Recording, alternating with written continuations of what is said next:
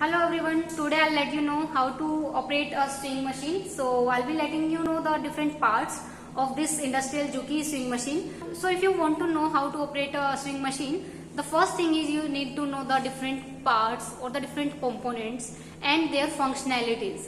So if you learn those components and the functionalities of those parts, so it will be easy for you guys to operate a sewing machine. And I'll also let you know how to thread into a sewing machine. Okay guys, आज हम सीखते हैं कि swing machine में जो threading करते हैं वो कैसे करते हैं। तो आज हम इसके पार्ट सीखेंगे कि डिफरेंट पार्ट्स क्या होते हैं मशीन के और उनकी फंक्शनैलिटी क्या होती है। तो देखिए, सबसे पहला जो हमारा पार्ट होता है वो होता है ये, यहाँ से हम शुरू करते हैं, जहाँ से हम थ्रेडिंग शुरू करते हैं। तो इसको हम बोलते हैं spool, SPOOL spool. So this is our spool holder और ये हमारी है स्पूल। तो इसके बाद देखिए, ऊपर में आपको यहाँ पे एक दिख रहा होगा, यहाँ पे 2 छेद है इसमें, ये हमारे थ्रेड गाइड्स हैं। तो थ्रेड गाइड का काम क्या होता है, देखिए, जब हम यूजुअली थ्रेड को अगर डायरेक्टली उसके अंदर इंसर्ट कर देंगे यहाँ से, तो क्या होगा, इसमें टेंशन बहुत ज्यादा लगेगा। देखिए, इसको वी नीड मोर टेंशन और we need more stress to pull it out, so it can be break during the stitching. Same with this, see, you need more tension and the spool is rotating. While you are pulling it in this direction, the spool is rotating. So that is why we are putting it from this thread guide. See, these are the thread guide. If you insert the yarn from this, so now the spool is not moving, only the thread is getting unwinding. Okay, so this is known as our thread guide. So this is our stand to hold this spool pins. After that, we will insert the yarn from these guides. I'll zoom it out, just a minute. See, after that there are 2 holes. We need to just insert it from one hole, and after that we need to pass. So this is the second step where we did pass the yarn. After that, this is the third stage. This also have 2 holes. So we need to pass the first from the upper hole, like outside to inside, and then again outside to inside. I'll show you again, just a minute. See, I'll show you again how to insert it from right hand side to left hand side from the upper hole, and then again from right hand side to left hand side from the lower hole, so that there is this S shape is visible here. See, you can see the thread here. Okay, after that, this part is also known as thread guide, and after that, this is the main component, or we can say the main part of this machine. This is tension disc. See, we have 2 plates. So these plates are doing the work of, you can say, applying the pressure on the thread, so that thread will be in particular or the required tension. We can reduce or increase the tension on the thread with the help of this screw. So that is why this screw is known as tension regulator. We can regulate the tension with the help of this screw. If you rotate it like this way, it will get tight. If you rotate it like this way, it will get loosen the your swing thread.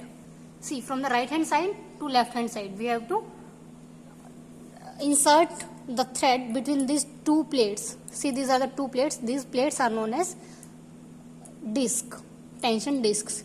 See, after inserting it into the disc, after passing it through this disc, after that there is a small spring.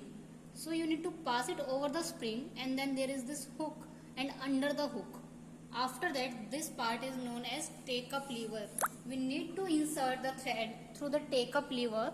The purpose of take-up lever is that when the needle is moving in the down position, so the bobbin is catching the needle thread. So in that position, the bobbin is making a bigger loop with the help of needle thread. So that loop and the excess of thread needs to come back.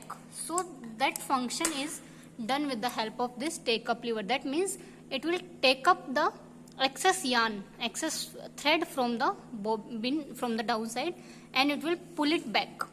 So after that, the next step is insert the thread into needle. We need to insert the thread into needle from left to right position. Before inserting the thread into needle, there are 2 guides, this one, and on the needle bar you can insert it in through that guides as well to make the passage good and clean. So insert the yarn from left to right direction. So now we are done with the threading of needle yarn. Okay, so now we are done with the threading of needle thread, and now I'll let you know the second thread, which is our bobbin thread, how to wind that thread. So this is the part to wind the thread into bobbin. Okay, see, so first I am mounting the yarn into the another pin. So I am going to wind black color thread into the pin. So first mount it here on the second pin, then insert it again through the guides.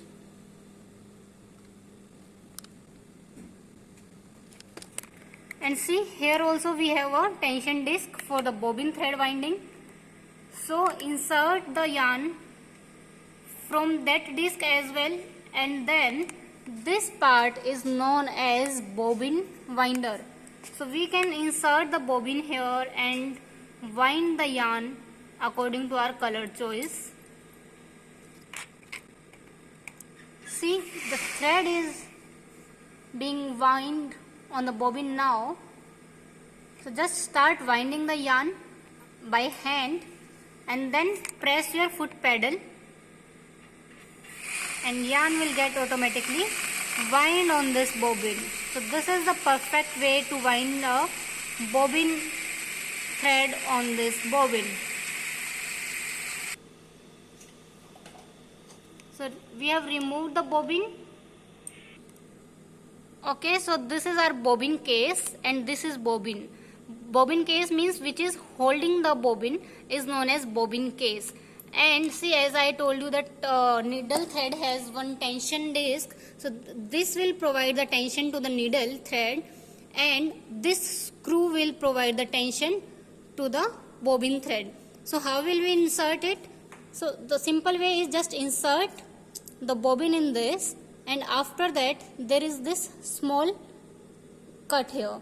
So insert the yarn from here and just push it down and pull it out from this cut like that.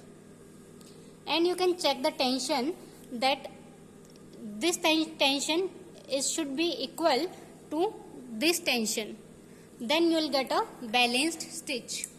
Now I'll let you know how to insert bobbin case into the shuttle. So this is our bobbin case, and first you need to hold the upper plate like this, and this cut which you can see, this U shape, it should be on the upper position. Just a minute.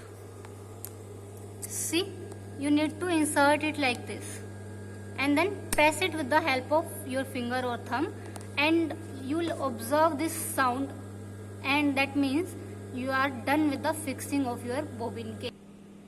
Okay, so the next step is you need to hold this needle thread in your hand, and after that start moving the machine with the hand wheel with your right hand, and then insert the needle at the down position so that you can see, just a minute, see, you can see this yarn. That means the yarn is winding out from the bobbin and it is creating a loop. So when you pull this yarn out, so you can see the black yarn.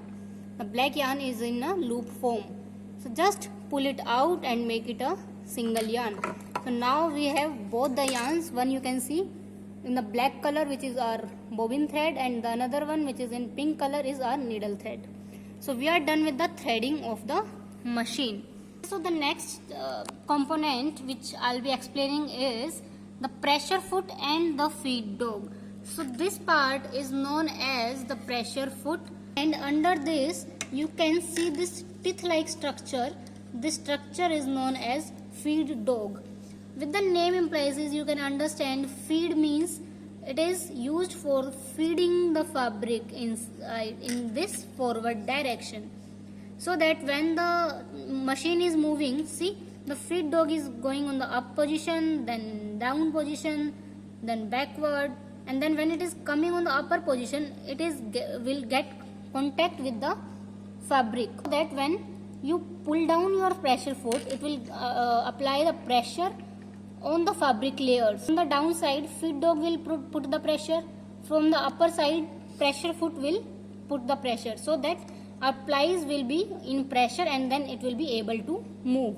So this is the pressure foot and this is known as pressure foot bar on which we are screwing the pressure foot. This is a separate part of the machine, and after that this is known as pressure foot lever. So you can see this part is to move this pressure foot in up and down position. So every time when we insert a fabric layer, so we need to pull it up, insert the layers and then pull it down. So this part is known as pressure foot lever. So in this Juki industrial machine, we have one more pressure foot lever is at the down position. So we can operate it with the help of our knee. So this is the pressure foot lever again. So if you pull it at the right side, you can see the movement of pressure foot. So this is to make it easy, so you can freely and easily move the pressure foot up and down during stitching. Now I'll let you know how to attach two different plies of a fabric. See, now we have these two different components of a garment. So how to attach them together? So you can flip it down like this, and let's suppose we are gonna apply a stitch here. So like this way you need to hold the fabric layers. Pressure foot is on the upper position now. So you can operate it with this lever as well, and you can operate it with the leg lever as well. So pull it up and then adjust your fabric plies and then start stitching. Always while you are ending or starting the stitch, you need to move machine like this and then back and then front. Why we are doing this? To make the stitches more secured, and we can do this with the help of this back lever. So if you press it, the machine will move in the opposite direction. So the machine will move in the opposite direction, and then now normally you can play the machine. Along with the length, you can apply the stitch like this, and again while ending just press that back lever and then complete your stitch and then cut out the thread.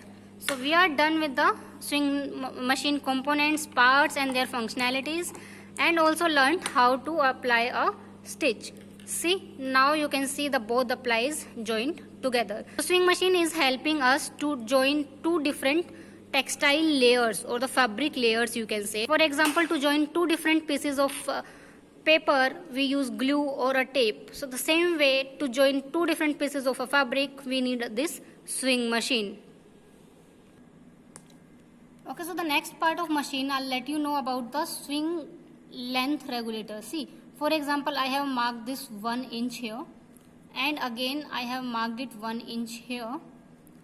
Then you need to count that how many stitches do you have here. For example, I have 1, 2, 3, 4, 5, 6, 7. Again, if I count it here, 1, 2, 3, 4, 5, 6, 7. Because we have applied the same stitch on the same stitch length regulator. But if you want to make it more loose, or you can say more tight, so you can adjust the length with the help of stitch length regulator, so that this single component is known as your stitch.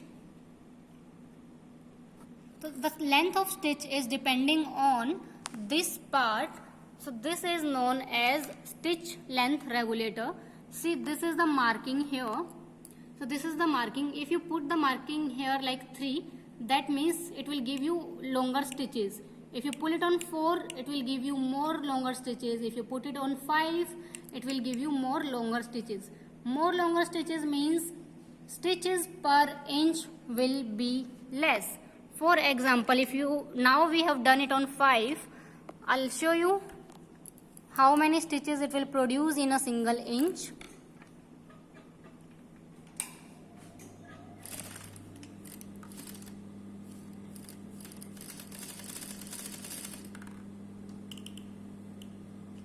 So now we have changed the regulator again at 3, and will show you the difference between 3 number and 5 number of stitch length regulator.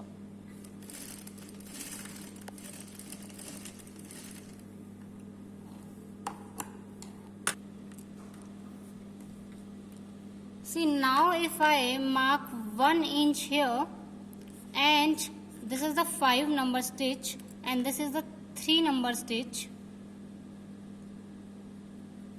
See, if I count the stitches, this is 1 stitch, 2, 3, 4 and 5. We have approximation of 5 SPI. That means only 5 locking are being done. 1, then the needle goes down, then the needle goes down. How many times the needle went down is known as the SPI, means stitches per inch. As the stitch per inch will increase, the strength of our swing line will also be increased.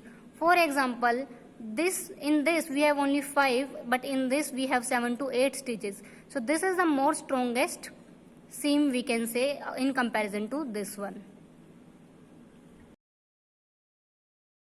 Thank you for being with me till the end, and now I am hoping you that it's easy to understand the different parts, and now I think you will be more comfortable to handling these Juki machines.